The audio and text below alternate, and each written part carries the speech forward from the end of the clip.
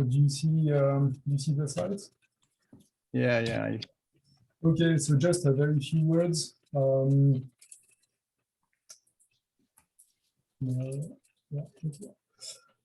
So welcome to all of you to this, well, what's counting as 11th Festival de Théorie. It should have been in person in a few weeks, but as you all know, that's not going to be happening. So in fact, we're having this online series and hoping to reschedule to even years now the festival. So the in-person usual festival should occur next year and even years henceforth. So all of you probably know it, but it's all good to saying it again. The goal of the meeting is threefold. Focus on topics of interest for a wide variety of topics. So astro, fluids, fusion, that's other topics as well, all related to nonlinear dynamics, more or less. Promote new ideas and start common work, and to also train PhD students and postdocs. It's actually quite nice to see that we still have a good mix of young attendees and repeated enthusiasts. So welcome to all of you, and it's quite nice to see this. Maybe the more important message is the spirit in which all of this is occurring. Since the attendance is quite diverse, the spirit we wish to promote is to put an emphasis on fundamental ideas and on results. As you'll see, the pace is on purpose unhurried, so the talks are kind of long, and you have about, they will last for about 15 minutes plus 30 minutes Q&A. The attendants can also ask questions during the talk. Please do so using your hand up in Zoom or something like that, so it can be shared. And for the speakers, the few baselines that we'd like to see is do spend some time on introducing the concepts before going in depth. Speak in a general language and try to avoid community jargon. And something which is quite nice was once said by late Professor Kuhl, saying that, for instance, the IAEA or other conferences is usually where you talk of things you know, and the festival kind of tries to place itself, at least, where you discuss things you don't yet know. So do put some question marks in, it will trigger discussion. This is the program for this week. So tonight we'll have Eric from Eijnden. So thank you very much for accepting to give this first lecture. Tomorrow we'll have Fausto Cattaneo, and on Friday Edgar Novak. So unless the speakers do not wish to have their talks recorded, and they should say so, we are going to record all talks a priori and put them into a dedicated YouTube channel, and the links will be posted online on the festival website. If you want to further discuss matters between attendees, you can well, do that through a variety of possibilities. One which Jurgen has set up is through Mattermost or Framateam, which is basically an evolved way to chat. If you're interested and really enthusiastic, here are some links, or you can just ask Özgür directly. At last, if you know of interested people, this is quite inclusive. You may feel free to share the Zoom link or email me so that I may add them to the permanent list. So with all of that, thank you to all of you to being here, and let's wish us all some very fruitful interactions. So that now, if you want to say a few words. Yeah, no, it will be a very few words. how shall I say it? Good evening, good night, good morning to wherever you may be. As usual, our colleagues in Asia get the short end of the stick on the time. You know, my canonical fest opening speech always quotes Jean Jacquinot of the goal of rekindling the spirit of Trieste, right? And it doesn't look like Zoom is the greatest place to do that, but at least let's remember the spirit of Trieste. And this is supposed to be an interface between, you know, the worlds of fluids and StatMech and Astro and the magnetic fusion community. So I hope everyone enjoys and profits from it. And by all means, we hope we see you next year for the real thing in Aix-en-Provence.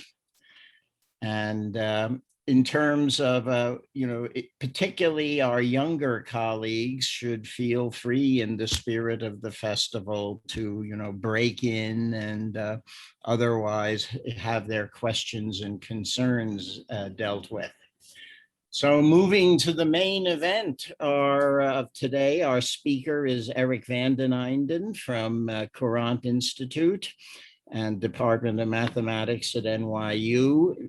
One could say this is a little bit of a homecoming for Erik, since he started in plasma physics at the Free University of Brussels, did his PhD with Radu Balescu. I remember meeting him at an APS meeting somewhere in the mid-90s. And he since then, though, moved to certainly larger and broader arenas where he's working. Well, a theme of his work seems to be the statistical mechanics of rare events as they appear in protein folding and climate models. And he's been concerned with with transitions and pathways and the application of string methods. And looking through his list of publications, which is quite impressive, one that caught my eye last night was a paper on the Morey-Zwanzig method as a practical tool, which I think should resonate with many of us who are interested in the Morey-Zwanzig theory, but have great difficulties getting anything useful out of it. So that's one to look at. And he's won 2 SIAM prizes for his work over the years, one for dynamical systems and multi-scale systems, and the other for nonlinear science. And today he's going to tell us about long-term effects of small random perturbations. And once again, regarding if you have shorter questions or comments, feel free to interject. Do raise your hand. It helps keep, you know, Zoom is good at ordering, you know, who's in line and all that, and save the longer philosophical comments for the conclusion. So go ahead, Erik. Thank you. Thank you. Let me first share my screen before. Hold on. I had it. Oh, I lost it. Give me 1 second. Almost there. Okay, that was working before, so it should work again.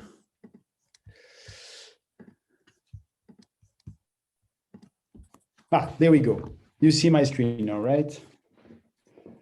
Okay, so first, thank you very much for giving me the opportunity to speak in this Festival de Théorie. It's the first time I do so, so I hope that I'm going to be, you know, faithful to the spirit. I tried to prepare something which was didactical about this, you know, long-time effect of small random perturbation. So what I'm going to be discussing here is, in fact, an overview of work that we have been doing with many collaborators. They are listed at the bottom of the page: Wenan Erwin, Eijnden, Matthias Eijnden, Tobias Grafke. Most of the work I'm going to present were in fact done with Tobias Schäfer and Rupert Sakin and others on trying to understand the effect of this random perturbation and on their natural time scales. Okay, so to try to contextualize this a little bit, so let me try to say it this way. And I need to apologize for something. There will be little plasma physics in the talk, even though some of the equations that are going to be discussed are quite close to equations that are used in plasma physics. But I think that the tool and maybe the teams might be, I hope, will be useful to you. Okay, so the context of all this is that the evolution of many dynamical systems arise on a wide variety of time scales. So there are many phenomena that, happens after a while and that are typically of interest because they're important for the dynamic of the system. Conformation change of macromolecules is an example, phase transition in another, reversal in nanomagnets another, regime change in climates also another one. And as a rule, the separation of time scale is related to the presence of dynamical bottlenecks, meaning that the system stays trapped for a very long period of time in some region of its state space until eventually it finds its way to another region. And this is a phenomenon that typically is referred to as metastability. And the transition between these regions go by the name of reactive events, regime transition, extreme events, depending on the context. And even though these events are rare, they can have big consequences when they arise. I mean, the typical example that people quote, to illustrate that are earthquake or hurricane or pandemics. We're in the middle of one. It's a rare event, but it's important when it happens. Okay, and one of the problems with these events is that because of the very large time scale separation, they are typically difficult to simulate directly. Of course, they're also difficult to analyze by analytical tool because typically the model that you'd like to use are quite sophisticated, and so you don't have access to analytical solutions. So you say, okay, I'm going to do direct numerical simulation. But if you do that, well, that doesn't work very well because most of the time your simulation doesn't show the events that you are interested in happening. Okay, and on top of that, there's another issue with with numerical simulation that when the event occurs, they might not be that easy to interpret because, well, they can be complicated themselves. Okay, so of course, this is a vast topic and I'm not going to be able to cover all of it. And I've not worked on many of aspects of this. I'm going to focus on one specific aspect or one of these events where there is something that can be said.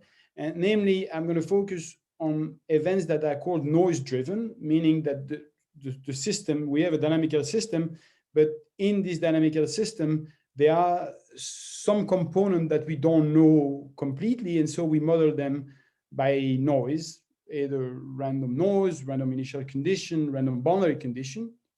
And this is what drives the event in a way. And I'm going to specifically focus in a situation where these rare events can be described by a mathematical theory, which is called large deviation theory.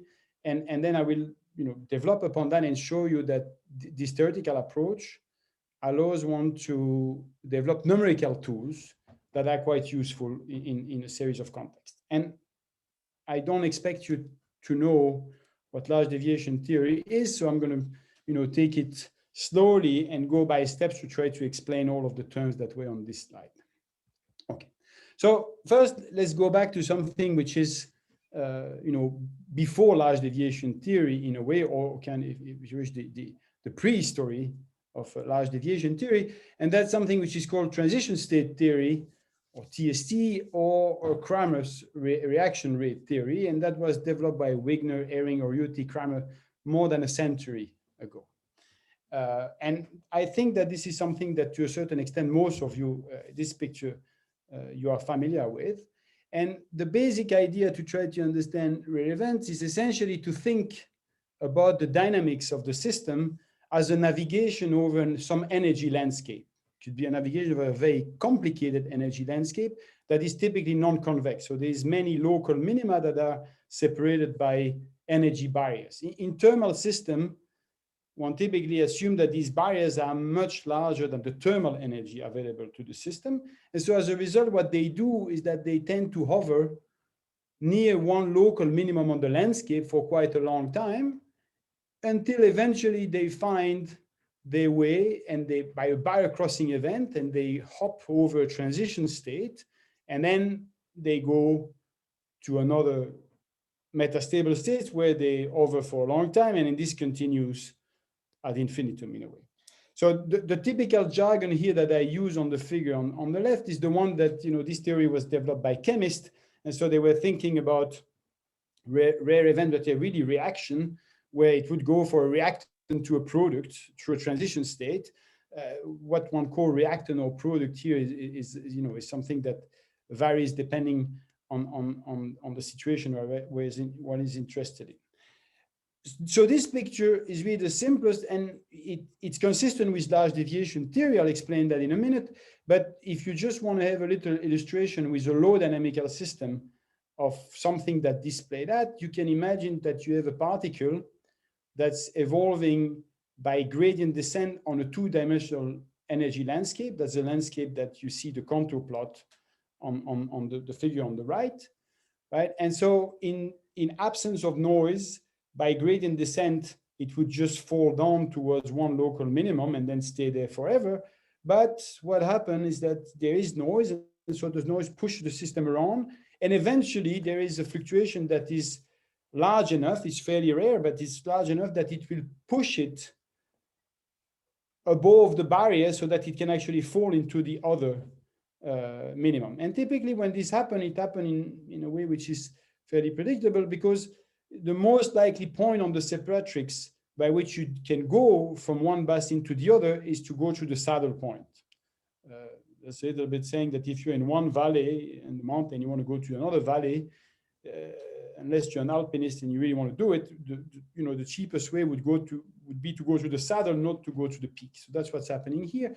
And the little simulation that is shown here in white just show you a trajectory on this system where it's actually pruned. So the only thing that you see is sort of the last part of this trajectory when it actually did an event that went from the right or the left or the left or the right. It doesn't matter. The system is at equilibrium, so it's time reversible.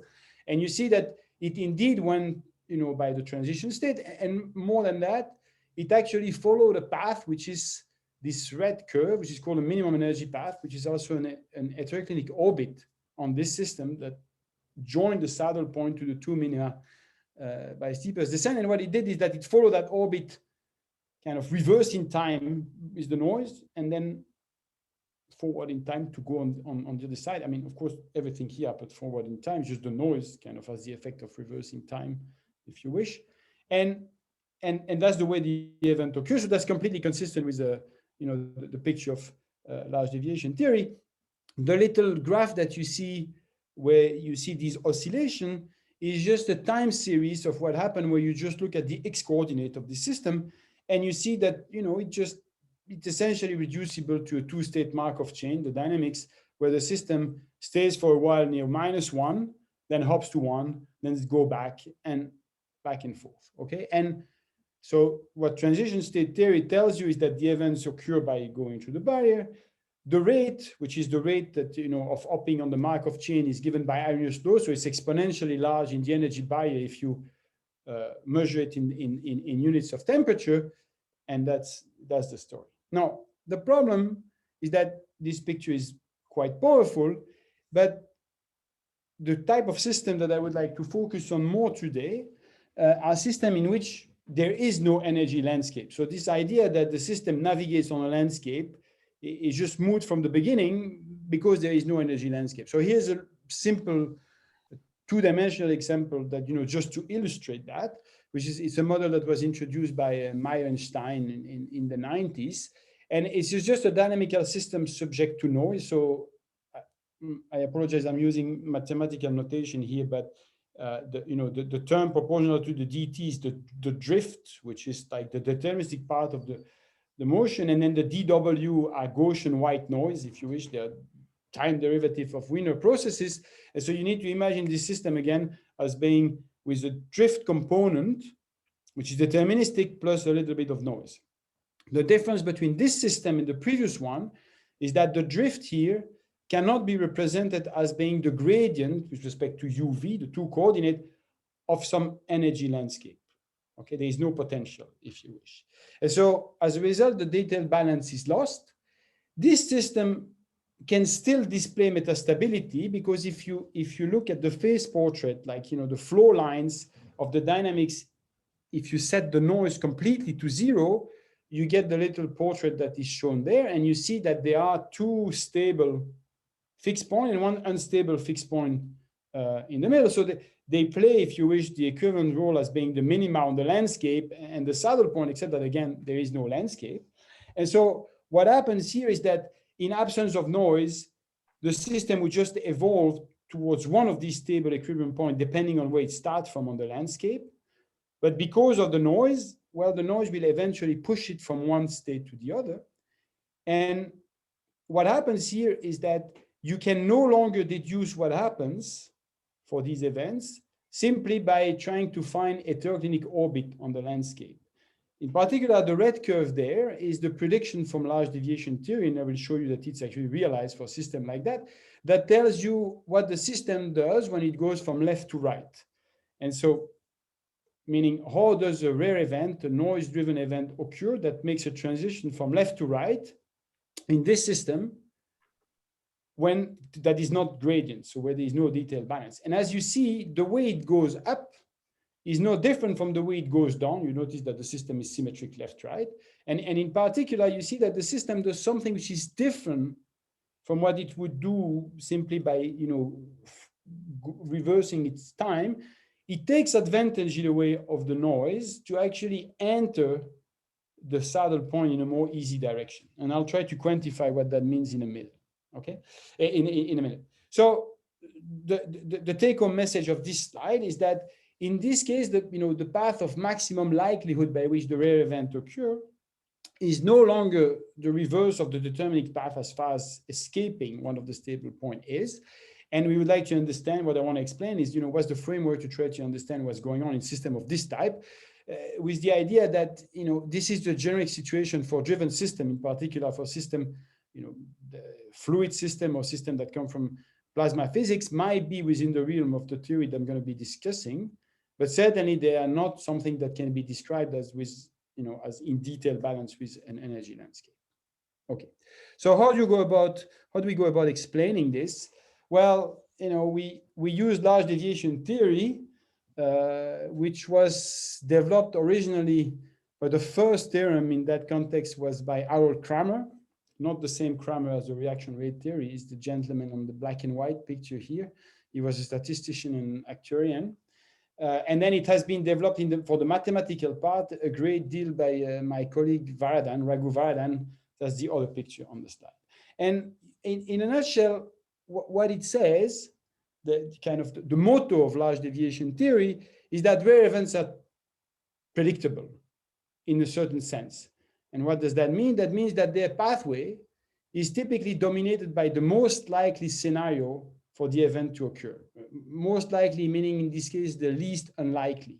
Okay, and you can think about this in a way, as a mathematical realization of Anna Karenina Tolstoy principle that says happy family are all alike and every unhappy family is unhappy in its own way, meaning that here the rare event is the happy family, and for it to occur, all things need to stack right precisely, otherwise it doesn't, because it's rare.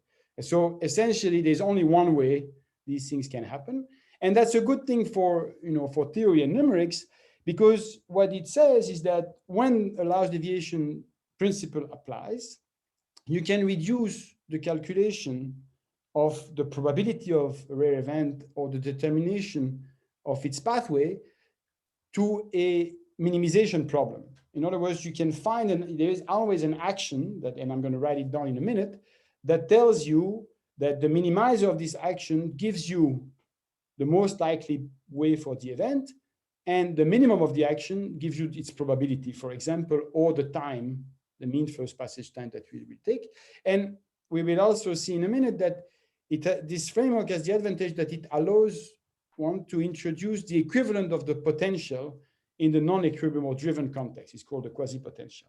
Okay, so I'll explain what the theory is on the next slide, but in a nutshell, it's something that can be kind of maybe explain in one word if you want, which is that is the functional equivalent of Laplace method to evaluate integral. So if you know that if you have an integral which is of the type e to the minus 1 over epsilon f, and you let epsilon go to 0, well, that integral will be dominated by the point where f is minimum on the landscape, because that's the one that maximizes the integrand, and the integrand is extreme, it varies very quickly because of the factor epsilon minus 1, okay? So, you know, if you imagine, for example, that what you want to integrate is e to the minus epsilon, you know, f as the level sets that are shown in black on the figure, right? And the domain is this red region at you know, the bottom right corner.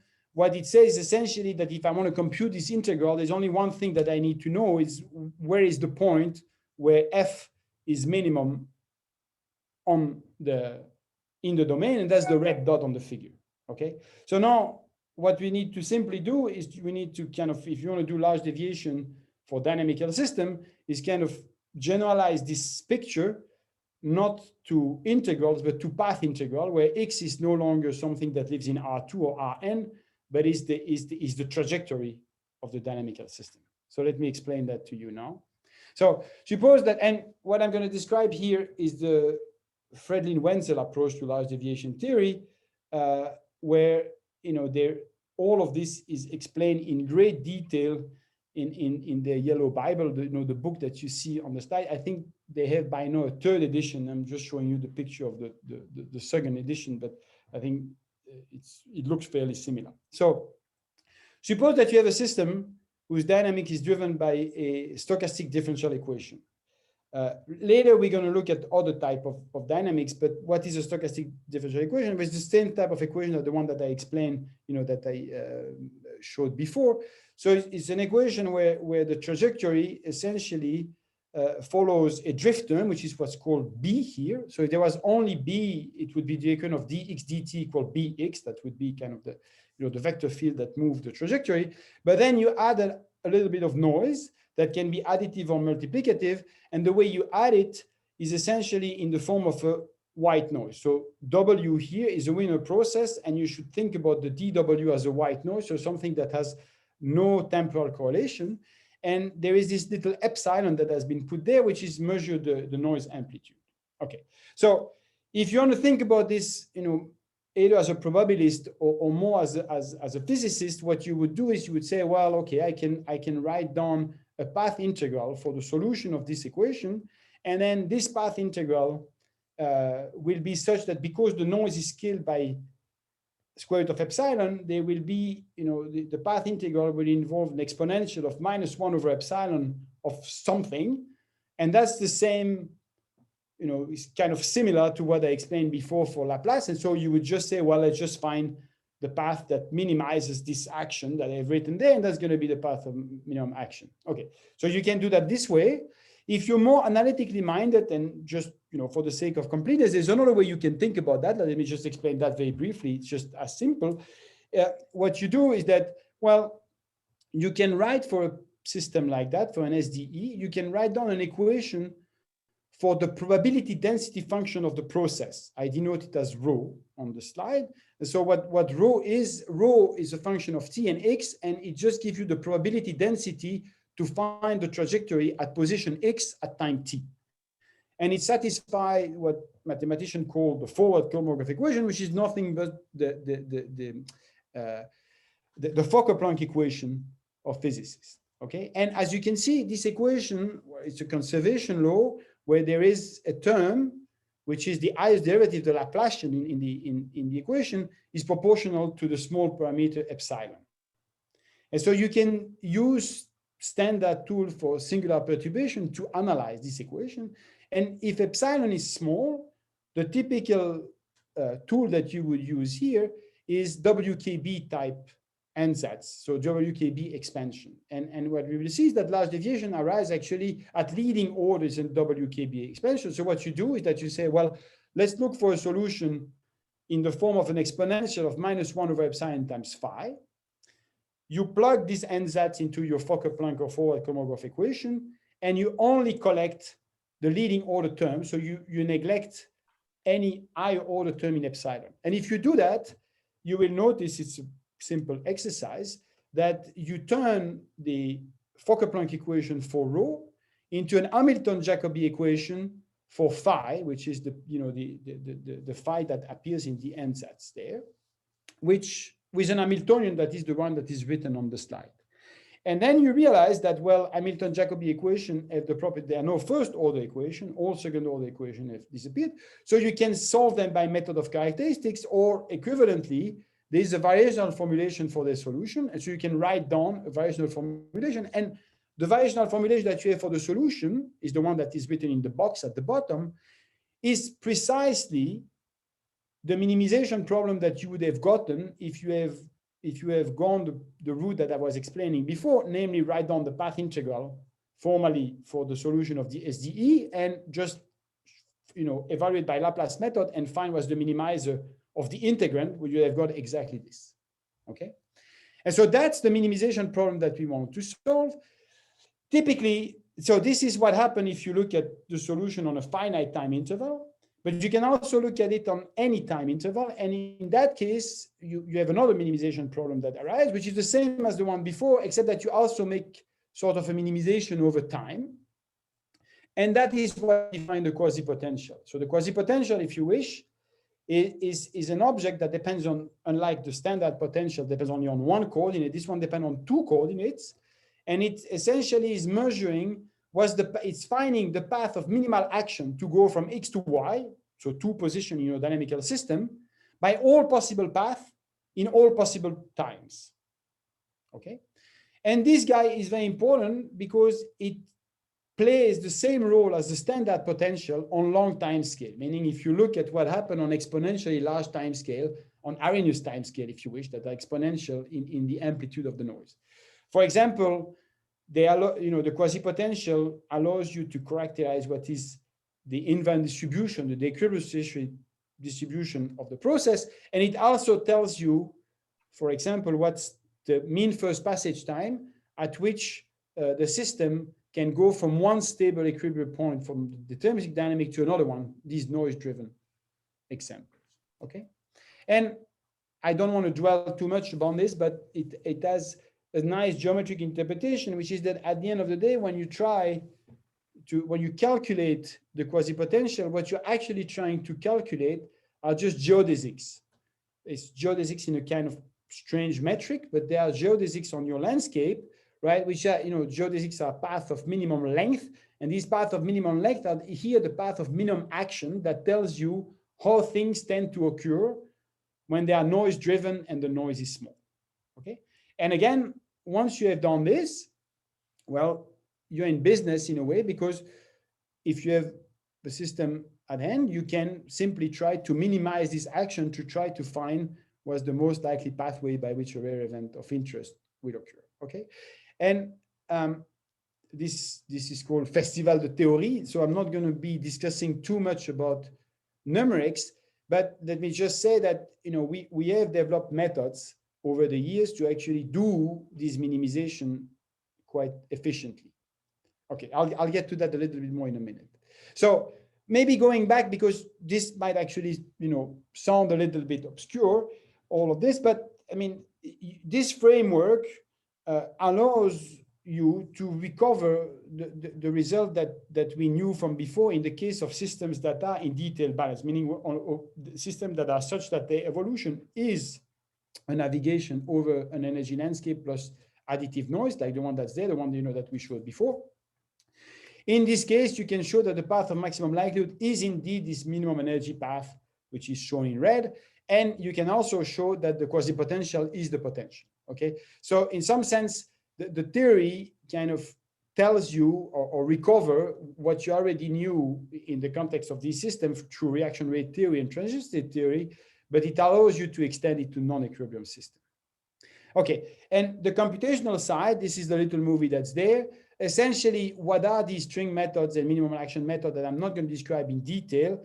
Well, they are just ways to optimize these action by evolving curves on. So you think about the minimizer as a curve, and you just evolve it right over the action until you find the path of maximum likelihood, the MLP, or the minimum energy path, and that's a little example that is there. So I'm not going to describe too much. These methods are elementary in a way. I will not describe them any further in the talk. I will now just focus on applications. Okay. So, just to kind of show you an application, which is in the case of thermal system, meaning again, system that navigate over an energy landscape, we can think about this. And just to show you that the methods are scalable to high dimension, right? Because they are linear in the dimension. So let's just imagine that the system that you have is a PDE, where what you would think about is that is the navigation of a landscape over which an energy, which is the Allen-Kahn or Ginzburg-Landau energy, which is the one that is written there. So the state of the system is given by a field that depends on two coordinates, x and y, that here are in the square, and the energy of the system is just given by this functional, right, which is the Allen-Kahn energy that contains two terms. The first term, which is the grain of U, is called the exchange term, and what it says is just says that the field wants to be uniform in the sample, and the second term is a term that is kind of a potential term that says that U wants to be either +1 or -1. There's bistability, okay? And so you can here induce metastability in this system in many different ways, but one way you can do it is through boundary conditions. So you can, if you wish, choose boundary condition that put the system in a frustrated state. And what you do is that you just say, well, let's imagine that in the system, I put +1 on the right. So I take a square and you take plus and -1 on the right and, and left edge, and a +1, sorry, on this edge. And then you take -1 at the top and the bottom. And so if you do that, the system can minimize its energy in two ways, which is it can be either +1 in the bulk with boundary layer on the side, or -1 I get like in the bulk with boundary layer at the top and the bottom. Okay, and the size of this boundary layer is governed by the parameter delta. So what you have here is a situation where delta is fairly small. Okay, and so now if you imagine adding, looking at the gradient descent, so you look at dtu is equal to the gradient of u of E, right, in L2, and then you add a little bit of noise. What would happen is that the system can actually escape one of these minimum and go into another one. And so the string method allows you to calculate what is the pathway of maximum likelihood by which this event will occur, which in this case is just the minimum energy path. And that's what the movie here is showing. So that's the result of the method. And what it does at the end is not very surprising. You could have guessed here, is that the transition occurs through domain wall motion with reconnection in the center where you have this hourglass shape, right? And this hourglass shape is the saddle point on this landscape of lowest energy, okay? So, what you see here is, of course, artificial dynamics.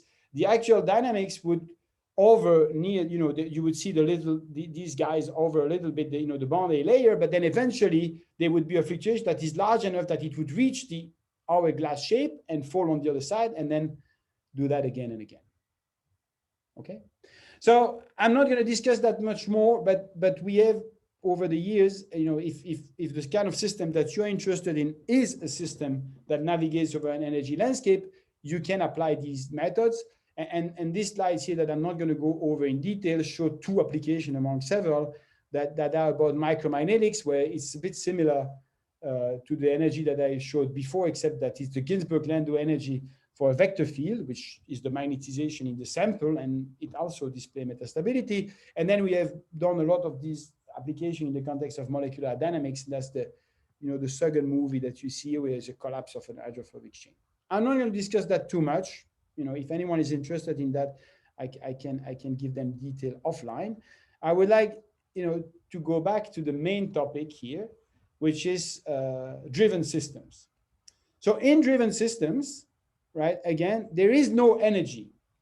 And so things can happen differently. So here is one example that I'm going to give you, hopefully more interesting one in a minute, but I wanted to simply revisit here the previous example, which is this Ginzburg-Landau. So I took the same. So what you have here, if C was equal to 0, which is the shear driven term in the equation, if that guy was not there, the equation that you would have here is precisely the equation that we would have gotten as evolution with gradient descent plus additive noise for the Alenkern system that showed the hourglass glass shape before. Now I made two twists on the system, which is one, I changed the boundary condition, which is that no, it's just Neumann boundary condition, which means that the two stable states, no, there is no boundary layer anymore. The two stable states are just +1 or -1 in the system. And since there is no boundary layer, what you need to do, what the system needs to do is to create a nucleation to actually go from one state to the other. And so if you look at the first row that's there, it shows you again the minimum energy path that you obtain when you take C equal to 0, because in that case, the system is evolving over the Alenkern-Ginzburg-Landau energy that I showed before. And you see that in this case, what it does is that it does the transition by what's called an heterogeneous nucleation, meaning it takes advantage of the boundary, create a strip of the new phase in the old one, makes it grow, and then eventually reach the other state. That's what's happening here, okay? But what is interesting is that if you actually look at this system and now you put, do you see my mouse actually? Oh no, yes? Okay, so if you put this guy, the system is no longer gradient. In other words, you cannot represent this term in the dynamics as being the gradient of an energy. And so as a result, you can expect that if you vary C, there will be changes or bifurcation in pathway, like on the Meyerstein example that I showed before. And indeed, that's the case. In other words, so what does this term do? It doesn't change the critical point of the system, because you can see that the critical point don't depend on X, they only depend on Y. And that's, you can think about this term as something that is shearing the system in the X direction with a shear that depends on the Y variable. But what you observe is that if you now calculate the pathway of maximum likelihood, it actually changes when you change C. And what the system does is, again, in retrospect, something which is not so surprising, which is that instead of creating a stripe, it just creates a drop. Why does it create a drop? Is because if the noise creates the drop, the shear turns the drop into a stripe. So in other words, what it does is that instead of swimming against the current all the time, which is what this does and would be the equivalent of the picture that I have here going from here to here, what the system does is that it swims in a direction which is at first sight not directly going towards the saddle point, but which is such that somehow the deterministic dynamics will help. That's what you see here, the equivalent in low dimension. That's exactly what you do here. And so it creates this droplet that then is sheared and makes the transition happen. And then you can do that for different value of C. What is this C opt here? Well, is that if you do the calculation for different value of the shear strength, which is the x-axis on this figure, you realize that the action that you have as a minimum. So what does that mean? That means that there's an optimal shearing rate, if you wish, at which the transition is the most likely. A little bit of shear help, too much makes no difference. That's what this graph makes. Okay. Now, that's good news. You can calculate them, and there's something interesting that is happening.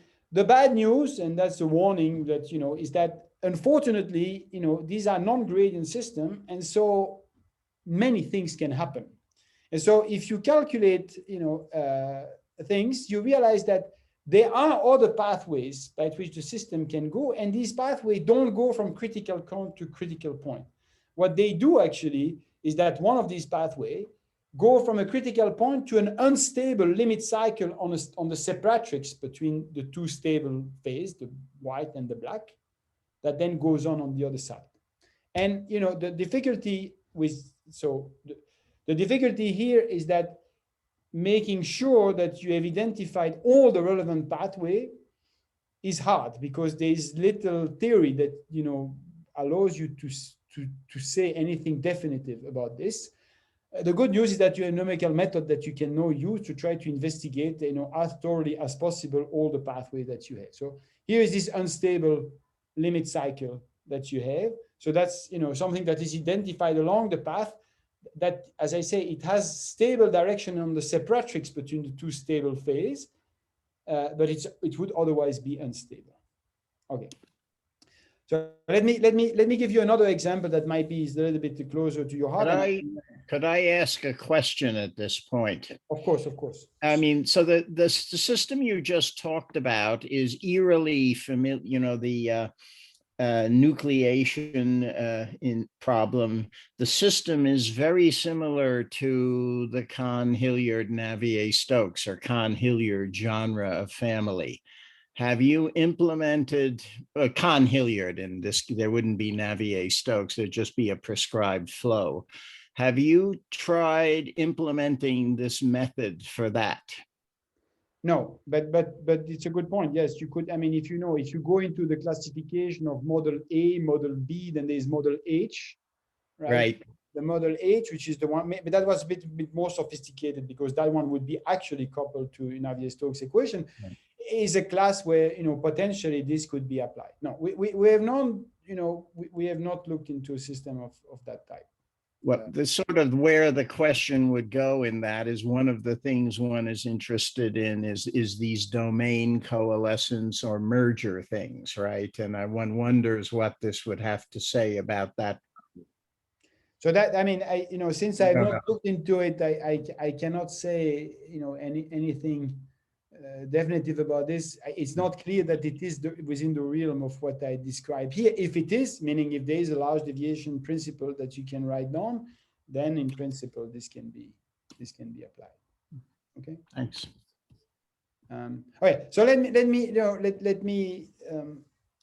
discuss another example, and I'm going to try not to go towards application which is kind of more and more realistic in a way, and I don't know how long.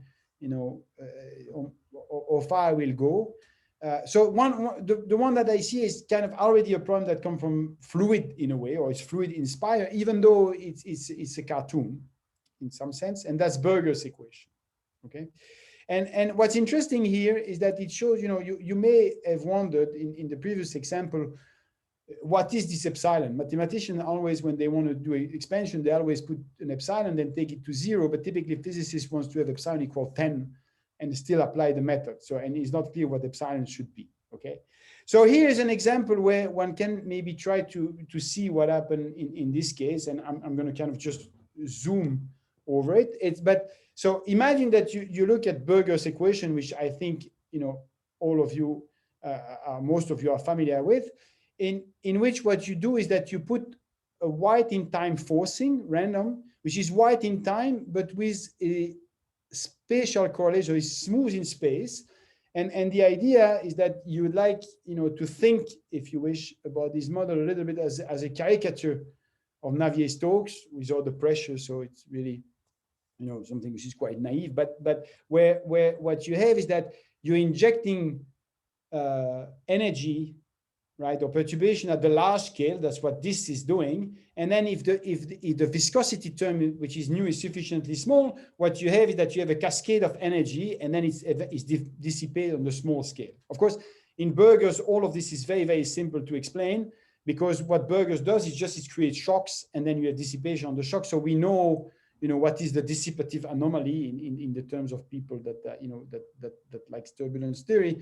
And we know also what are the structure that dissipate, the singularity on which this dissipation occurs. They are just shocks.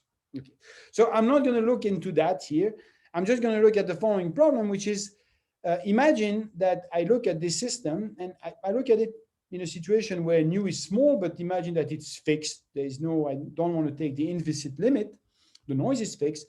And then I just want to try to understand something about the tail of the field there. So, because of the random term in the equation, u is itself a random field. And so I can look at certain quantities. So let's imagine that I do one thing. I look at the gradient of this quantity, and I look at the gradient at a given point in the system. And I would like to know what is the value, the probability distribution or density of this gradient at that point. Okay. So one way to probe that with large deviation, which has been done before by, particularly by Balgovsky, Falkovich. I mean, many people worked on this. was essentially what you do is that you try to probe the distribution by calculating an expectation like this, where you vary lambda and you take lambda large. Because if lambda is large, this guy will be dominated typically by value where the gradient is large, either large positive or negative. Okay, in fact, you don't necessarily need to have the square here. You could do it in both directions. Okay, so if you do this, you can actually apply the method that I described. It's a little bit more complicated to decide what or to determine what epsilon is, but if you want to proceed formally, you don't need to worry about it. In some sense, you can just write down the equation for the minimizer of the large deviation functional. These equations are typically, so the Hamilton's equation, right? Because you remember that if you look at the Hamilton-Jacobi equation that you get, you can solve it by writing down the Hamilton's equation. These equations are called instanton equation by physicists, and in this specific case, what they are is just a coupled system in which the first equation is just Burger's equation, except that you replace the random term by some optimal force, if you wish. Okay, and then there is a dynamical equation for the optimal force, right? It's like a control problem, which is that you try to determine, not surprisingly, what is the optimal force, which in a way you should think about what is the most likely realization of the noise to realize an event, right? And so in this specific case, you would solve this equation. And if you want to compute an expectation like this, there would be an initial condition for this equation, which is u equals 0, because that's the stable fixed point of the deterministic dynamics. And then a final condition for P that simply comes from the expectation that you want to calculate. Okay. So it's a boundary value problem. So it's not like an Hamiltonian system that you would solve forward in time using an initial value for the position and the momentum. Here you have an initial condition for the position, which is u, and a final condition for the momentum, which is p. Okay, and u is not really a position; is the solution of the Burger's equation, and p, not really a momentum, is kind of an optimal force. And it's important that you solve this equation in that order, just a little technical term, because this equation here, as you see, has the viscosity term reversed. So this is only well posed backward in time, whereas this one is well posed forward in time. Anyway, you can use the technique that I described, which in this case, in fact, go back to Chernik and Stepanov, to minimize, so to find the solution of this equation. The twist that we did is that we always do them in infinite time using this reparameterization trick. And then you can find out what is the most likely way, for example, that you will get a gradient of a certain height in the system. And so, this is what you see here is a flow field that essentially shows you the level set of u as a function of x and time, the solution there, over the optimal path that achieved a very high negative gradient over here. Okay, it's in fact this, if you look at this guy here, here's the slice that you see, which is simply, this is the way the field evolves. This is the solution of the instanton at the final time that gave you a solution with high gradient. Okay, so you can optimize it. Okay, this is, it's not very important that maybe the specifics. What is important and more the take-home message, which is really like something which I think is quite remarkable, is that there's something that you can do in a system which is as simple as random Burgers, which is that you can actually simulate by direct numerical simulation the stochastic equation itself. And then what you can do is that you can just simulate and simulate and simulate to collect events in which the gradient is above a certain threshold, the same that you would put in the large deviation functional. And then what you can do, and I'll show you more example of that if I have time later, is that you can simply take the collection of all of these events and simply look, how do they look like, right? So instead of using optimization to find the event here, you have kind of used a random search, which is like, finding a needle in an haystack by simply simulating this until you find something that is of interest. And what you realize when you do that is that, well, you end up finding the same thing by the DNS that you predicted by the large deviation. In other words, the optimization zooms in exactly the solution of the DNS, which is fairly rare to observe, but that is what you observe if you actually observe a rare event. Okay, so you bypass the DNS calculation altogether, if you wish. Okay. Rainer Grower and Tobias Graf and Tobias Schaefer have developed these techniques and used them in the context of Navier-Stokes equation. In that 2D and 3D. In that context, the difficulty, just going back one, is that you can write down these equations. They are formally similar in a way. You just need to think about them in high dimension and add the pressure if you're incompressible, if you wish. The difficulty simply becomes that now you have a system that you need to solve where you have extended the 2 or 3 dimension of space with 1 dimension of time. And since you are solving for path, you need to store all of this. And so what they have developed is a series of clever and sophisticated techniques that save you memory in order to do this calculation efficiently. And I refer, I would defer to their work for more detail on that. Okay.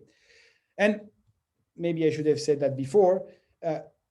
At the end, you can use that to calculate the gradient. So you can look at the PDF, the probability density function for the gradient of the field at one given location on the invariant measure. And then you can compare what comes for, from the large deviation result from direct numerical simulation by looking at what happened for different viscosity.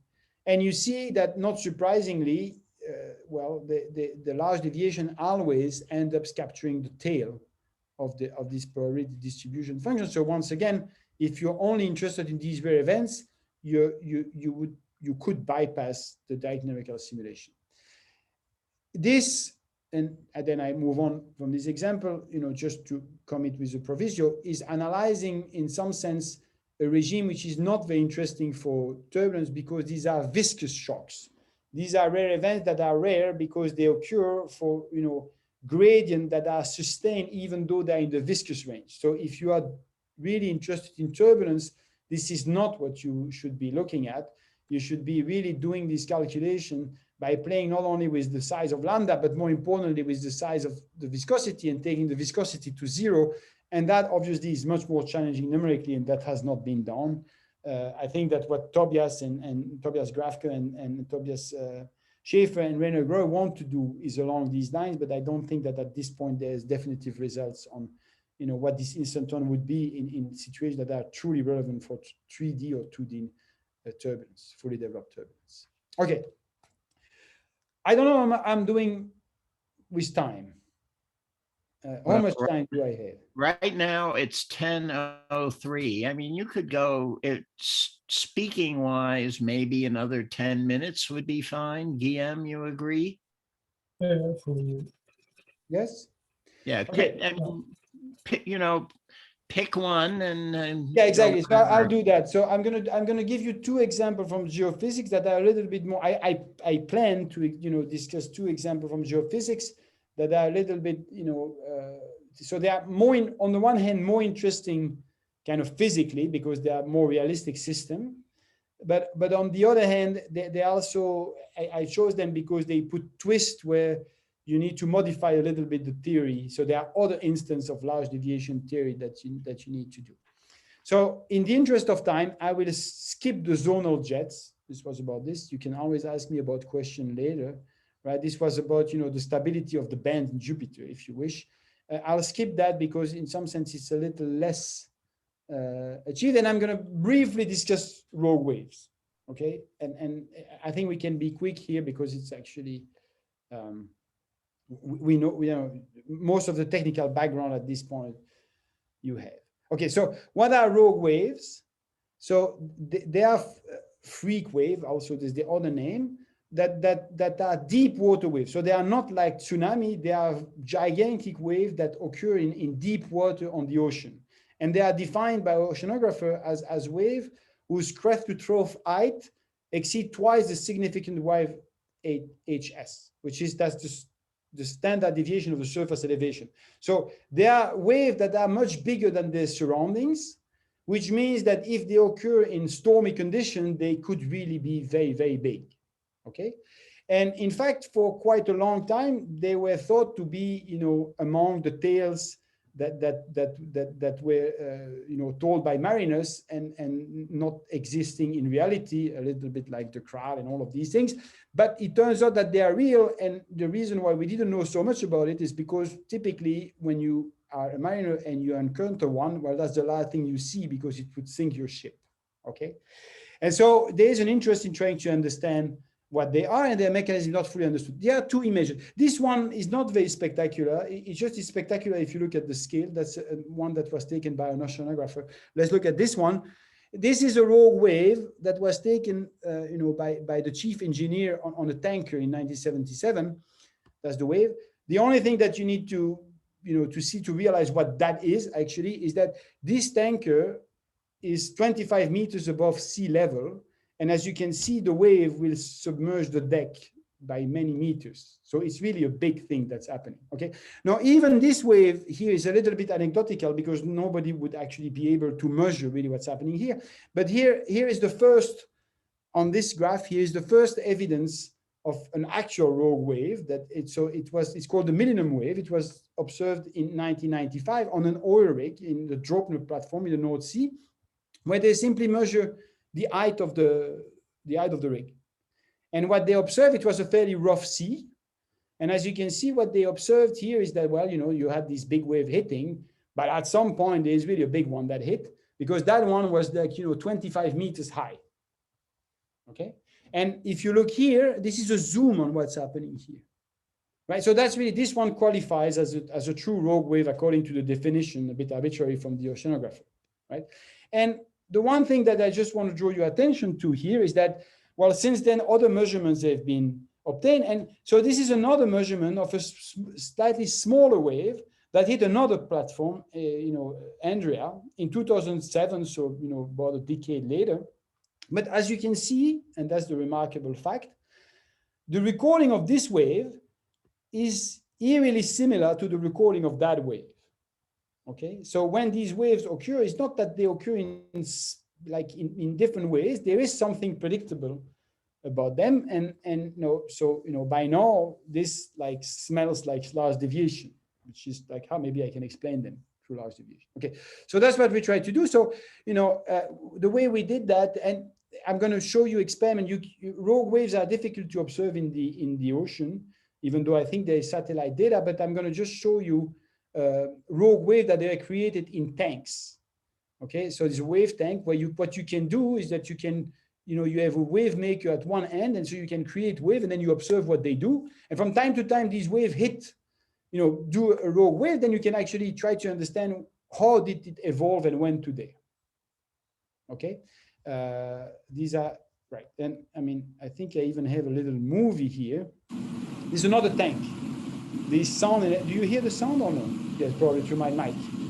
There's a wave that's appearing here that will sink the Lego ship that's there. And it's a rogue wave by the definition that I said before. Of course, you would not worry too much about it, but it is much higher than the surroundings, okay? For the Lego ship, it was fatal, as you say, fatal, right?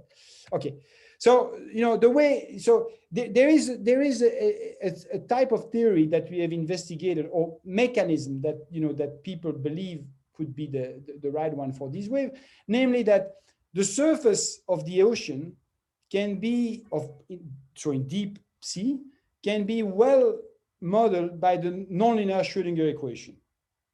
Okay, that's this equation, right, which is for a complex field where the wave elevation is essentially given by the real part of the field, right?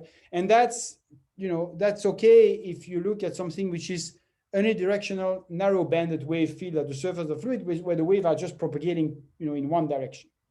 And so that's the equation. There's no forcing here. And though, so we also know, right, through measurements that, so people have measured the spectrum, the energy spectrum of the waves, right? And that was something which was called the Joint North Sea Wave Observation Project, JONSWAP in short. And they've quantified, they've designed a spectrum that depends on two parameters, that tells you what is, the wave spectrum density as a function of frequency, which through the dispersion relation is the same as wave number. And these spectra here are for different condition in the sea, rough sea, less rough, etc., etc. Okay.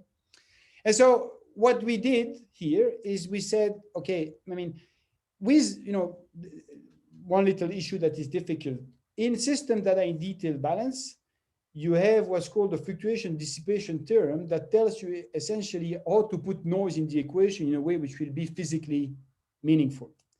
But when you have systems like Navier-Stokes or this Schrödinger equation here that are supposed to represent fluid, it's not completely clear how to put the forcing and the dissipation. Sometimes it is, but the forcing is a little bit unclear what statistics or shape you should put into it. And it's important because when you look at rare events, typically the forcing or the detail of the tail of the forcing influence the detail of the tail of the event that you are looking at. Okay, so to avoid this and consistent with modeling, we said, let's try to do the following thing. We just imagine that the rough sea has been created by some forcing, that's the wind, right, that's blowing. But that's acting on a very long time scale because it takes a long time for the wind to create a storm. But then once you have created that, there is a possibility that rho wave be created. And why is that? Is because the dynamics is governed by nonlinear Schrödinger equation, and this equation is known to display modulational instability, which is many waves, many small waves can conspire to create a big one. So the way we modeled that is we said, well, let's just look at this equation, unforced, but with random initial condition that we model as a Gaussian random field with the statistics that come from the Jones-Swap spectrum. Okay.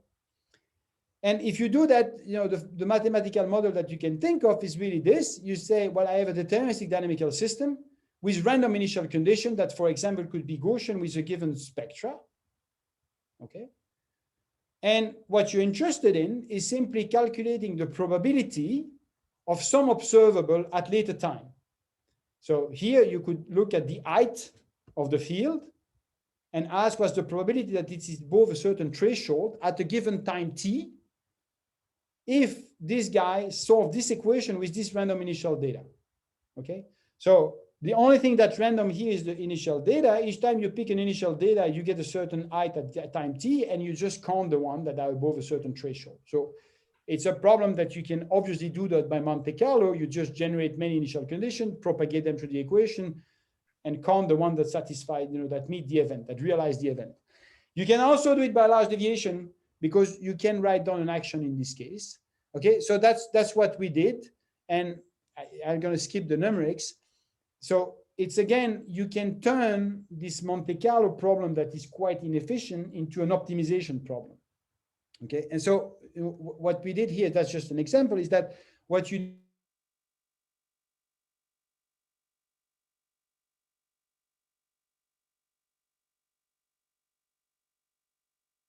It's like we have a freeze.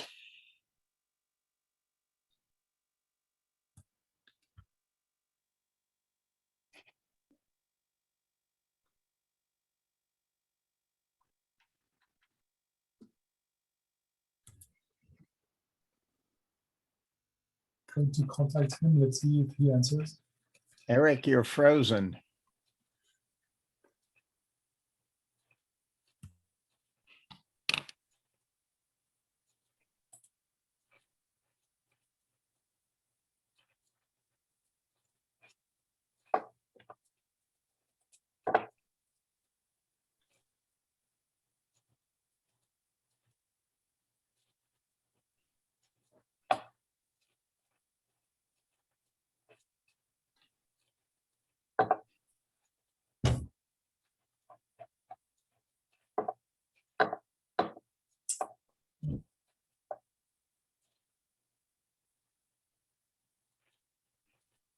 Oh, sorry. Are you there? Hello. Yes. I'm sorry. You I had a lost, freeze. Are you all right? yeah. I lost my connection, so I can start over again. I don't know where I lost you though. That's the beauty. You were on that view graph, and Right. somewhere in the middle. Yeah. So sorry about this interruption. So I'm just saying, if you do this optimization, you find initial conditions that are special that realize the event, whereas if you don't do it and you take a typical initial condition, this is what you get. Okay, and so you can actually use this, and let me try to explain, to actually calculate events. So you can actually calculate this instanton in this case. And here are a few examples that allows you to calculate the tail of the distribution of these waves, okay, in different conditions and after different time, different condition and after different times, and actually show you that they are much more likely than what you would have deduced if you were just assumed that there is Gaussian statistics, okay? And what happens here, and this view graph here is similar to what I explained in Burgers, is that you can do the optimization from large deviation and get the black curve that tells you how these random wave or freak wave evolve. And then you can do the Monte Carlo and just filter the Monte Carlo for the events that are these rogue waves and just see what do you see. And these are the blue cloud that you see there. There's a mean and like a standard variation. And what you realize again is that at the end of the day, these rogue waves are all predictable. If you do them by Monte Carlo, even though you do a random search, you always find the same thing, which is the minimizer of the large deviation functional. Now, what is remarkable is that, so this is something which is done where you do Monte Carlo on the nonlinear Schrödinger equation, and then you compare it to the result of large deviation. But we also went into looking at what happened in the tank that I showed you. And so these are experimental data here. So the black curve are again the minimizer of the large deviation functional, and the colored cloud is simply what you observe in the tank. And so again, what you observe in the tank is that when a rogue wave occurs and you collect these rogue waves, they always occur in the same way. So they're again predictable. It goes back to my Anna Karenine principle from Tolstoy, right? Which it tells you what is happening, and you can then start to make some analysis and try to understand what are these rogue waves. And not surprisingly, or maybe what you realize that there are different regimes depending on the roughness of the sea, which is that when nonlinearity are not important, essentially you can predict them as being instances of random Gaussian field, because in that case you're just propagating, it's just randomizing the phase. But when you get waves that become bigger and bigger, the nonlinearity plays a role which is more and more important. And in fact, what you see appearing in front of you is what's called the peregrine soliton. So the peregrine soliton is a specific solution that had been, it's a specific soliton which is localized in space and time. It's a solution of the nonlinear Schrödinger equation that had been invoked as a possible explanation for rogue waves.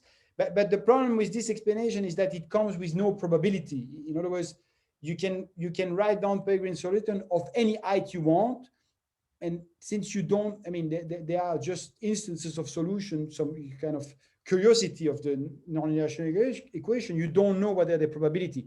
Here, we can calculate the probability of the wave, and it just so happened that we see that when it develops, it looks like the peregrine soliton, but as I say, with a likelihood or a probability associated with it. Okay. Okay, that's pretty much the end of my talk. There's many other things that we could talk about besides the example that I skipped.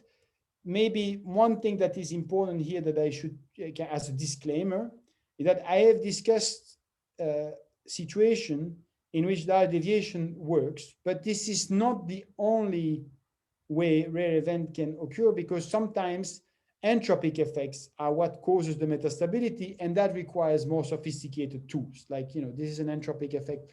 A maze is an example where you can have rare event, but they are entropic. There is no energy landscape in some sense. But that's another talk, so I'm not going to discuss this at all today. I'm just simply, maybe conclude, which is that, so I gave you a little bit of a tour explaining, how large deviation theory comes about and how it can be in certain instances useful to explain rare reactive events in dynamical system. And when I say useful, is not only from a conceptual viewpoint, but also because you can design numerical tools based on large deviation theory that bypass the brute force integration of this, the stochastic partial differential equation that typically govern the evolution of this equation. And they give rough estimate of probability, right? And also the path of maximum likelihood by which the event occur. You can go beyond that. You can calculate prefactors if you wish. So, not the leading or not the exponential asymptotics, but true asymptotics, but that's also another story. More importantly, these methods are applicable to systems that are in detail balanced or not. And they are applicable whether you're on finite or unbounded time interval. So they apply in particular to driven system if you want to know what happened on their natural time scale. And then, the three last point I didn't discuss, but you can use that, you can feed the large deviation solution to design important sampling strategy, to do certain data assimilation techniques. You can combine them with more complicated phenomena that involve stochastic resonance, phase transition in unbounded domain, etc. And then there's this other aspect, which is that you can also try to generalize these tools in situations where large deviation per se does not apply because you have entropic effects. And so in that case, you need to do some coarse graining typically to manage. Okay, but I think I'm pretty much out of time already, so I'm going to leave you with that. This list of references is actually a little bit outdated, so I might send the slides later with a better list, but these are some of the references that I discussed today. And with that, I thank you very much for your attention. All right, thank you very much, Eric. Let's give him a round of virtual applause for a very nice talk. And questions and comments, ladies and gentlemen. I'm sure there are many. Raise hand, please. All right, Oscar, we'll start with you. Hi. Hi. So my question is about timescales. I can imagine a system where the background parameters are changing slowly in time, and I can still apply large deviation in such a system, I guess, if the parameters are changing slowly enough. So is there an estimation of the how long should I wait to see the large deviation event in order to be able to compare with such slow variation of the background parameters? So the question, there's one instance that I know, this is like driven system of this type, that there's so obviously a large class. So let me just discuss one instance that maybe I know and that you might find interesting, which is the one that is related to stochastic resonance. So stochastic resonance in some sense is something which is, of that type, where what you have is that you have a system which, let's for the moment imagine that it is a system where there is an underlying energy landscape. It doesn't have to be, but it's facilitated discussion, where what you would have that the energy landscape is slowly moving. Okay. Then typically what you have in system like that, and that's the stochastic resonance, is that as the system move, the energy barrier can move accordingly. And so, for example, if the system is trapped in one local minimum, right, and you imagine that the energy barrier to escape this minimum is slowly diminishing, right? What's going to happen is that when the barrier is high, even though the motion of the potential is slow, it is still much faster than the Arrhenius time scale of escape. But it always comes a point where the time scale over which the potential, not always, it could come a point where the time scale of evolution of the landscape matches the Arrhenius time scale of escape. And in fact, if we go past that point, then the energy is still moving slow, but no, the Arrhenius time scale becomes much, much faster, even though it's still long, than the motion of the potential. And so what happens in a system like that is that they always switch or escape. If you are on the time scale of the evolution of the potential, if you wish, they always escape when there is this matching of time scales, right? And so if you can identify, so this means that you can apply tools like this in equilibrium or non-equilibrium system. You may have, well, it's not always clear that it applies. But if it does, what you would then have to do is that you would have to compute a family of transition pathways on this moving landscape, or when the parameters in the system are evolving slowly, and then identify the Arrhenius timescale, or the timescale of escape, or the timescale of your event. And then, I mean, when you have this matching of timescale, and then it will tell you, well, that's the moment where the event will occur, and that's the mechanism. Okay. And I hope it's clear. Thank you. Right, if you're interested, I can send you things about this, because that's something that we have looked quite a lot into. Next customer is Xavier, then me, then Guillaume. Well, thank you for the talk, by the way. I got the impression that in most cases you showed you were dealing with linear processes. So I was wondering, so white noise, for instance. I was wondering whether you have tried to investigate more sophisticated, let's say, time histories, that is, with memory effects, for instance. The example I have in mind is continuous time random walk, for instance. So continuous time random walk, I know of, but let me discuss maybe something which is a little bit different, because Pat discussed about them, which is that, you know, you could imagine having system in the equilibrium setup.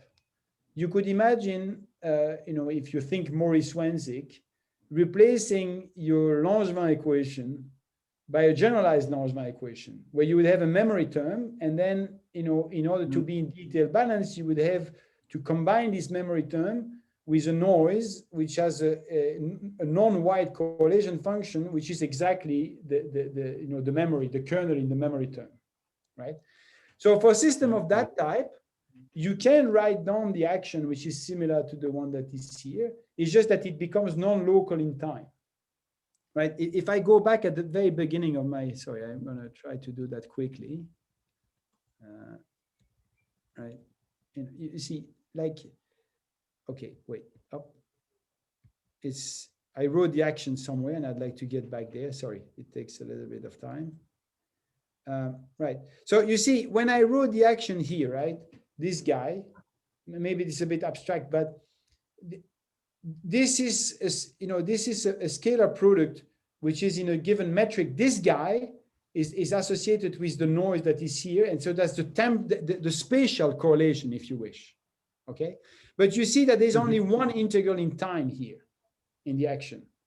If you were to consider a system of the type that you're interested in, typically what you would have is that there is two integral in time, meaning that this is no longer something which is diagonal, but there would be a phi minus b at time s, a kernel of s minus s prime or ss prime, and then a phi minus b at time s prime, and you integrate that, and that's the minimization that you need to do. Okay. So, I mean, in principle, so have you tried this kind of system? Sorry? Can you repeat? Just repeat. I understand you can do it, so it's interesting. Have you tried? Have you examples of a system like that? No, we haven't. I mean, we have looked at more sophisticated type of noise, which is not Gaussian. For example, you know, in the context of chemical reaction or reaction network, where the noise is Poisson, is like shot noise. That's but that's probably simpler than what you have in mind, because these are dynamics that are Markovian. In the non-Markovian setup, which I think is what you would like, you know, to look at, there is probably a route towards doing the same thing as what I'm, you know, proposing here, but I have no experience. We have not done that. No. It's an interesting question, though, right? Okay. I mean, yeah. Okay, so I think I'm Xavier. Are you all right, or you're done, or? Yes, thank you. It was very clear, actually. Yeah. Okay, so I think I'm next in the queue, and then Guillaume, and then David. So I had two short questions. Going back to your sort of pedagogical introduction with the transition state theory, right? And, you know, from teaching the kiddies in class in StatMech and so forth, there are two limits or two in which that game is played. One is the sort of strongly viscous Cramer's problem, which you're kind of referring to here. And the other is the sort of the weak scattering case, which is played out as in phase space as an energy transition. And while they're in a sense conceptually similar, the second, the weak case, sort of weak scattering case, is a good deal harder, right, to implement because your base state has to conserve phase space density, right, which is a matter of great interest to us in plasma physics. Have you been able to implement calculations of rare events in that limit for these types, of these sort? So yes, the answer is yes. So in the case of micromagnetics that I display, I'm going to show the equation after, is a good case in point, because this is exactly a system in which you can go from one regime to the other. And physically, actually, depends on the thickness of the sample, right? Depending, because the geomagnetic term is compensated by dissipation term, and typically this dissipation term depends on the thickness of the sample, because you can do thin film limits, etc. Okay, so we have looked into that, but maybe to kind of contextualize a bit if we imagine a landscape like this, but we would not be viscous or this one, right? Let's think about this one. Then indeed what would happen is that there's this other limit, which is the so-called overdamped limit of Langevin, where what would happen is that in fact, the system is Hamiltonian. You add momentum, right? It's Hamiltonian. It just do, quick rotation on one energy level. And then just the noise and the damping are simply changing the energy level. Right. So if you do that, so this is also discussed in the book by Wenzel Fröhling, by the way. You can, in fact, write down an effect in simplest case, right? You can write down an effective equation, which tells you all in the simplest case, where you would have a 1 degree of freedom Hamiltonian system, where there's only one conserved quantity, which is the Hamiltonian. No, it's not conserved because of the slow forcing and damping. You can write down typically a diffusion equation for the invariant, though. If the forcing is slow, you have an adiabatic invariant. Exactly. So this adiabatic invariant moves slowly, and so you can write down a stochastic differential equation for this invariant. Now, where does this picture come into play is that if you have a landscape which is precisely like this, right, then, even though the energy is an adiabatic invariant, there is if you look at energy level below this, for example, here, there is two components. So what you end up having is that you need to think about this, the energy is making a diffusion, but on a tree, meaning it can either diffuse here or it can diffuse here. And once it reaches this energy level, then it diffuses on one branch. Okay. So you can, in principle, write down these equations and then analyze them by the same tool that I'm doing here, trying to see at that diffusion, so there's two limits here, right? And in fact, they don't commute. So it's a very interesting point, which is that you can either take the friction fixed and take the temperature to 0, which is what they have discussed here, right? And then potentially take the friction to 0 afterwards. Or you can take the friction to 0 first, then the temperature. And these two limits do not commute, interestingly. But you can analyze them at the end. There is, a pre-processing that you need to do, which would be this averaging to get the effective dynamics on the adiabatic invariant that you describe. And then those can be analyzed by large deviation. The problem that I have been looking at in this context, and I can send you references, where at the end, the diffusion that you have on the adiabatic invariants are low dimensional. So you don't, once the complicated part is the averaging. Once you have done the averaging, finding what are the rare events at that level is easy because it's like one dimension. So there's no more problem. But potentially, I don't know of any example, but potentially if you had system in which there is more than one adiabatic invariant, then potentially we could do, something else. I have to mention also that this connects to something else, which is, I think, interesting in its own right, which is that systems that have this adiabatic invariant typically are tailored for what's called multi-scale integration algorithms, where you do integration on the fast scale to get the information that you need to know how to move the adiabatic invariant.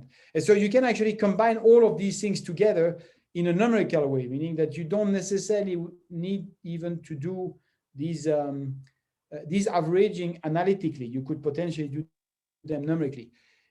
We are not, I mean, we have done that in certain instances, but not the full combination of, doing this multi-scale integration combined with large deviation. We want to do it actually in one specific instance, which is a little bit different, but has the same flavor, which is for the jets of Jupiter. Because in that case, you need to do some averaging over some turbulent motion in the background, but we have not, I have nothing concrete at this point to say about this.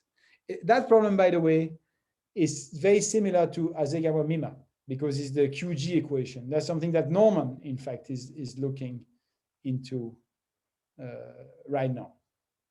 But, this is still in the making, so I have not much else to say. All right. Well, I'd appreciate that reference. So I'll hold my second question for now and pass it to Guillaume. Well, I also have a few, so I'll wait. Well, why don't you ask one and then we'll rotate back. Yeah. Well, you showed this very attractive feature that you're able to get the instantaneous solution to match the tail of the DNS, right? Yes. Are you able to have necessary conditions or constructive conditions on the primitive DNS to have that kind of property? And I guess a corollary would be very often it's quite difficult to know what forcing you should put into the model. So if you have the experimental observation of the tail of the distribution, can you do the inverse problem, and from the instantaneous solutions give a prediction on a reasonable forcing for the DNS? Okay, so these are two separate questions. So let me answer them. Let me answer them in order. Let me answer the second one first. Okay, which is that the inverse problem, I have very little to say about, because I think that's a complicated one. Which is that if you have observation, it's an interesting one, and that's something that maybe with modern tool of machine learning is something that is worthwhile investigating. But trying to see what would be the model that you need that would represent events. I mean it's a very interesting question, because if you do inverse modeling, right, molecular dynamics is a good example. In fact, if you do inverse modeling and if you think about machine learning, your loss only sees or puts all the weight on events that are not rare, the one that you observe most of the time, right? It's unlikely that the model that you design will be capable of explaining the rare events. So there is, in the learning strategy, there should be kind of a feedback loop, which makes that you need, to identify what are the rare events, and you would need to kind of give them weight in the loss so that you learn the parameter that explain them. It's a very interesting question, but I have not much more to say about that. Now, the other one, okay, so, which is, so proving large deviation principle as really rigorous mathematical proof for this equation is extremely hard, right? I mean, I don't, even for Berger's equation, I think it would not be so trivial. You always get the upper bound, but the lower bound can be more complicated. So typically what one would try to do is what you can do in these numerical experiments is maybe something which is more something where you have some a posteriori check, which is that a little bit like you would do when you do maximum likelihood type estimation, which is that you can calculate the minimizer of the action, right? And then you can try to estimate for example, the prefactor, which to a certain extent give you what is the curvature of your landscape, which is this landscape for the action near the minimizer. If this guy is not too flat, then you have confidence in your result. If this guy seems to have a very flat direction, that means that entropic effect could come at play and that you should, be very careful about what you do. Now, these things, unfortunately, this type of technique could completely fail if in fact there is another part that you have not seen that is in fact dominated the event where it's purely entropy. Like that, I don't know. But the advantage of the approach here, if you do it numerically like that, is that, you see, for example, one example would be in the context of burgers or in the context of these rogue waves. So typically, when mathematicians want to prove large deviation, they need to identify what's called the speed, meaning there is a parameter in the equation, which is the epsilon, and then there's the corresponding parameter that you need, if you wish, it's the matching between this and this. In my,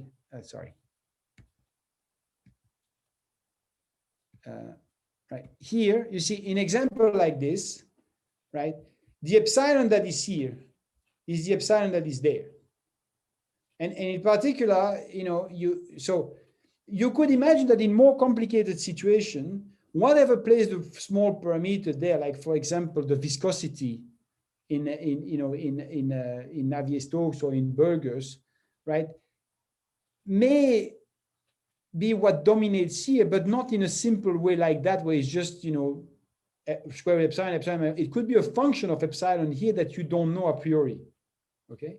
And in fact, the power of this method is that you can identify it. Like, for example, in the case of the rogue waves, right, you can identify at the end what is the speed of the large deviation because you just calculate it. You change, if you wish, the height of the event, and you see how the probability depends on it. That's exactly what that is. And in the context, and that's why I mentioned burgers, in the context of burgers, I think that there were asymptotic results that predates by a decade or two, what I discussed here by Grisha Falkovich, and Lebedev, and all these, and where they actually did this calculation more, in I would say more like a physicist way, which is that very nicely and cleverly identifying the speed by taking the right asymptotic limits, right? When you do it numerically, you don't need to put that in. You recover these results, but you also have something which is interesting, which is that we discovered that the speed of this large deviation, the relation between that, is eventually what Falkovich and collaborator had predicted, but in fact it converges quite slowly. So there's a big range where the large deviation approach still works, but with a more complicated speed, if you wish, than you would get. So there's kind of two types of asymptotics in the calculation. Okay, so it's a little bit, whether you want to, it's almost a philosophical kind of, physicist approach would be more trying to find universality class and making the calculation as far as possible analytically, right? This approach is more, applied math and computational, which is to try to find what are certain design principle which tells you what are the problems that you need to solve, the large deviation principle, and then do them numerically. Okay, because you say that the last step is really too complicated to do analytically. Both have values.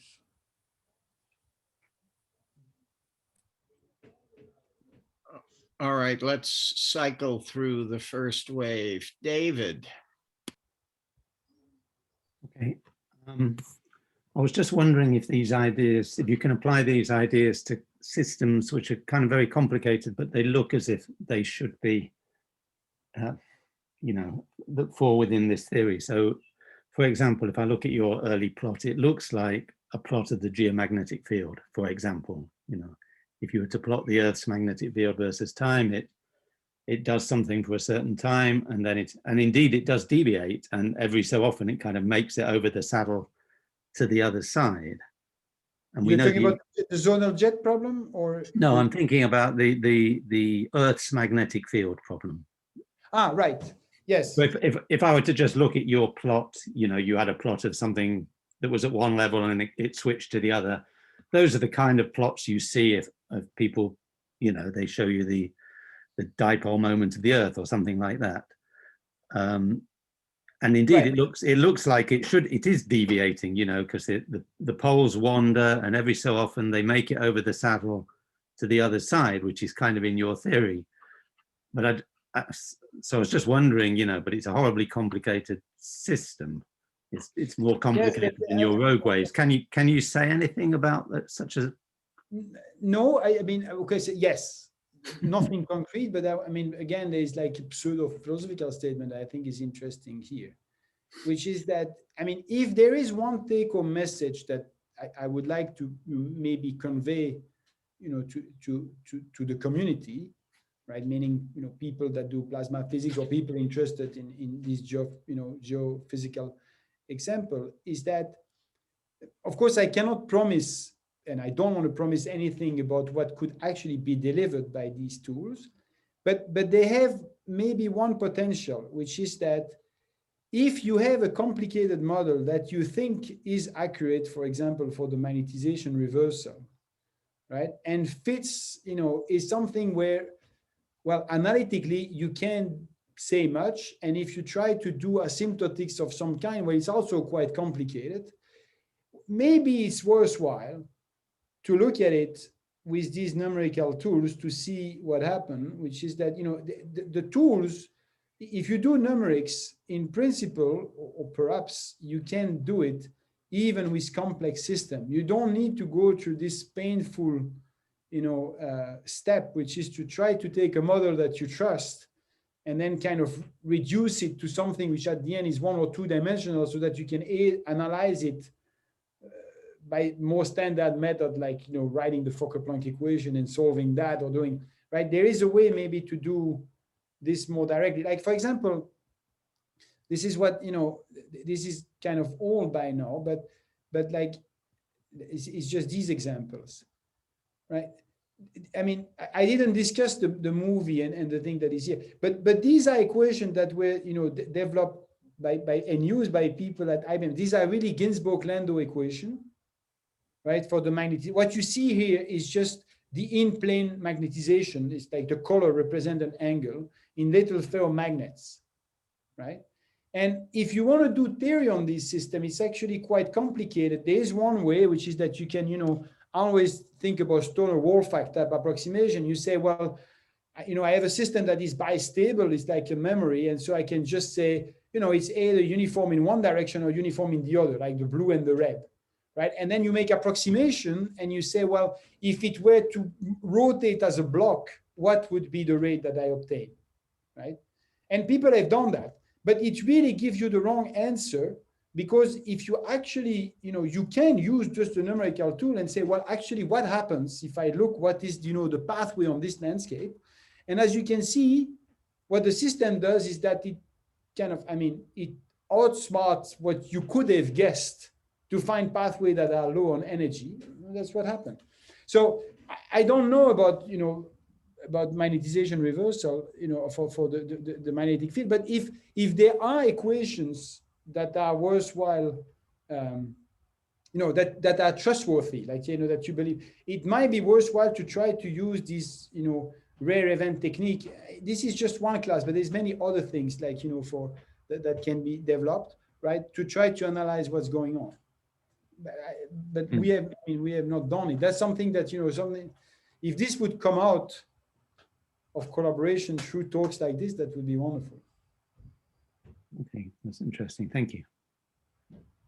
All right, let me ask my other question, and sort of more technical in a sense. You know, having played a little bit with instanton approaches, one realizes that you always need some idea of a base state nonlinear solution to actually play the game. And in the case of burgers, that's very easy, right? You just think of ramps, right? I mean, the entire structure of the solution is ramps and shocks. So it's very easy to construct models. But in, you know, in more complicated systems, it gets a lot harder quickly. How do you get around that? in a sense, for these types of calculations. Because a lot of what you are proposing here is variation on a theme of instantons, right? I mean, it's Yeah. So yeah. I mean, okay, so the technique that I focused on today reduce the problem of calculation this instanton as it's an optimization problem. So you reduce some sampling, typically Monte Carlo sampling of brute force simulation, to an optimization. Now, optimization problem come with caveats, which is that they might be hard also to do numerically, but more importantly, since the landscape, not the energy landscape of the system, which may not exist, the landscape over which the instanton live, like this path landscape, is itself very complicated. It may be quite difficult or impossible to guarantee that you have found all the right minimizers, right? Because you're doing local minimization at the end on something which is quite complicated, right? And this is a good example. These are two paths, right, that go from one state to the other, and there are two minimum energy paths. And in fact, this little flow that you see here show you that the situation is actually quite complicated, because this is a graph where what is shown on the two axes is just the average magnetization in the y and the x direction, the x and the y direction, right? And the dots are just the critical point that you have on the energy, and the lines are the projection of these orbits, right? So it's a bit of a mess. I mean, yeah, okay. So again, I mean, I don't have any magic recipe here really to offer. In cases like this, what we did is that we use continuation methods, meaning, you use all of the tricks that are at your disposal when you try to do global optimization, which of course there's all the tricks that are like simulated annealing and things like that, but there's other tricks that are simply, how do I find right initial condition? Because at the end, your path will always go towards the nearest path on the landscape of path, right? So for example, here what we did is that this, these paths with vortices is just an example. These paths with vortices are less likely in thin film, but become more likely in thicker film. And at the level where we're doing it, that's just buying parameters. So what you do, you try to find path at one value of parameters, and then you kind of continue them by changing the parameters, and then you find them in other places. That's what we did here.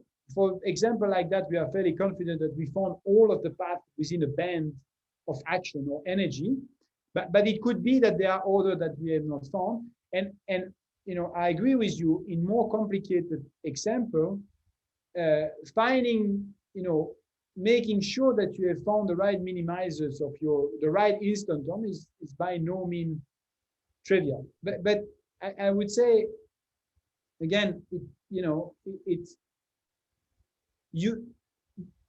if there is any advantage of the method that I discussed today, is that they reduce a complicated problem to another complicated problem, but one that is simpler and for which you have more tools at your disposal, which is, how do I do this minimization?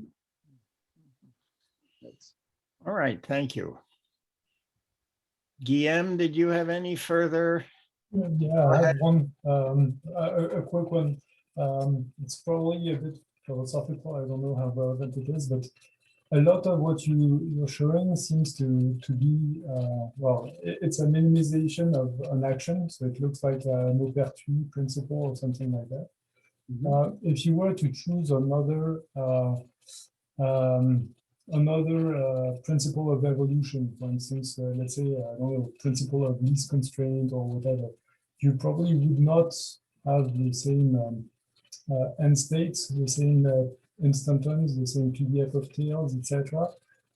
So first question is, have you tried something like that, or do you find an equivalence between principle? And the second one would be, does that say, if you find an equivalence between those, does it say something deep about the physics of the primitive system? So, I mean, you know, it seems to me that your question connects a little bit to, you know, a question that was asked before about, you know, other type of noises, right?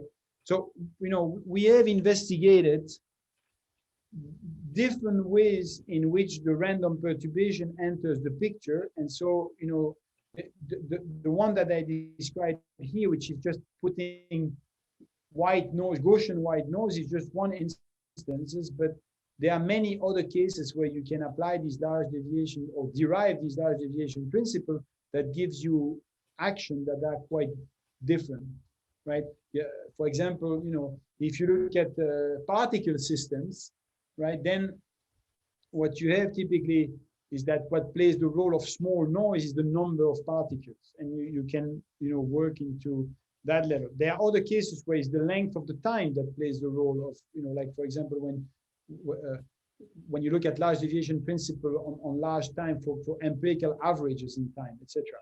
So you can try to generalize this, you know, to this case now. But sorry, but for the same noise, actually not changing the noise, but for the same noise, if you have an action which you define in different ways, you probably will have different optimization problems.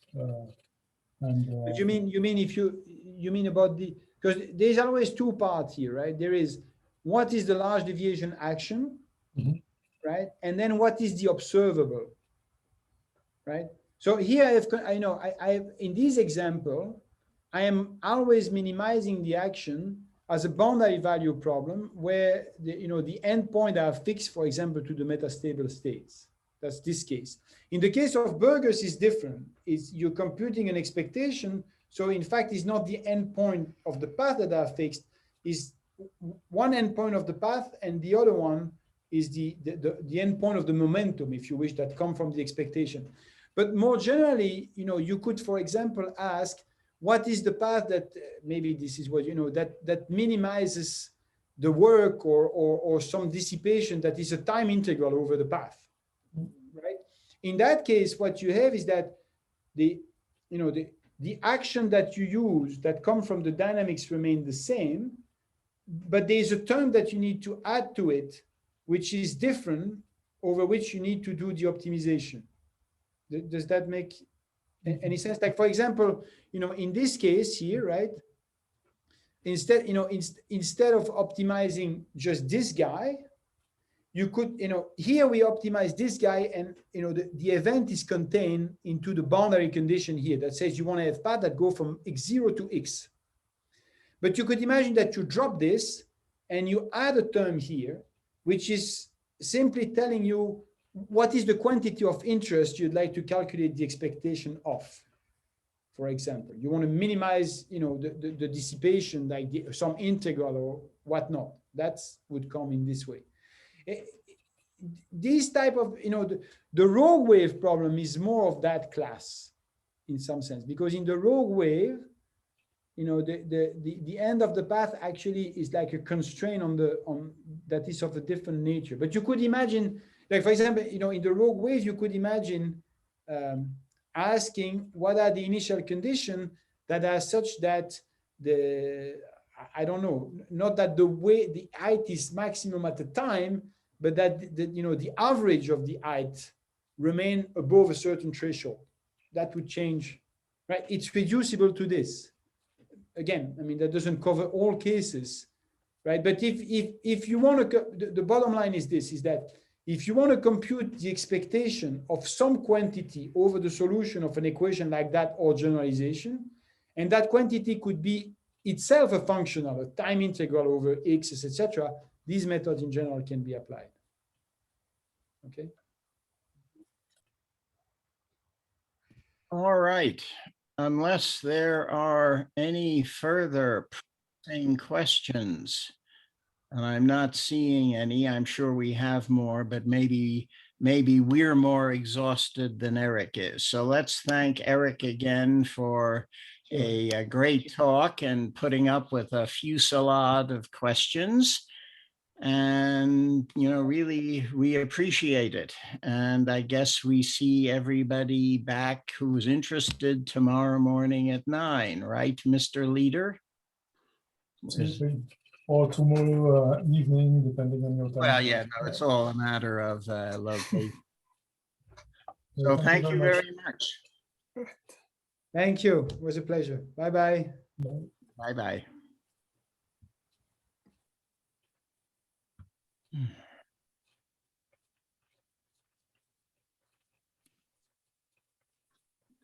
David, don't go away. Oh, he's going to go away. No, no, I'm not. I'm not.